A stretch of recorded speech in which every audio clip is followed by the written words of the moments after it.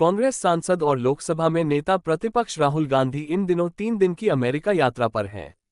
रविवार को वो टेक्सास के डलास पहुंचे और यूनिवर्सिटी ऑफ टेक्सास में छात्रों से कई अंतर्राष्ट्रीय मुद्दों पर चर्चा की। उन्होंने कहा कि अमेरिका, यूरोप और भारत समेत कई देशों में रोजगार बड़ी समस्या बन रहा है। वहीं चीन में बेरोजगारी की दिक्कत नहीं है। उन्होंने कहा कि मैन्युफैक्चरिंग सेक्टर पर ध्यान न देने की वजह से बेरोजगारी का संकट पैदा हुआ है। भारत में रोजगार देने के लिए इस सेक्टर में सुधार की जरूरत है। राहुल गांधी ने कहा, पश्चिम में रोजगार की दिक्कत है, भारत में भी बेरोजगारी है, लेकिन बहुत सारे ऐसे भी देश हैं जिनमें बेरोजगारी नहीं है। चीन में रोजगार का संकट नहीं है, वियतनाम में भी यह परेशानी नहीं है। वहीं दुनिया में बहुत सारे देश हैं जो कि रोजगार के संकट से जूझ रहे हैं।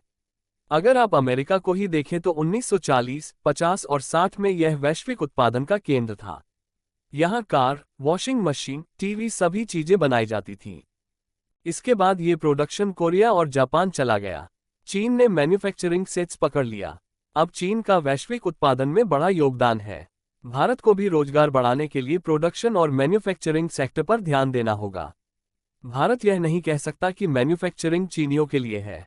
हमें लोकतांत्रिक माहौल में प्रोडक्शन बढ़ाने पर काम करना होगा। जब तक हम ऐसा नहीं करते, बेरोजगारी का संकट दूर नहीं होगा।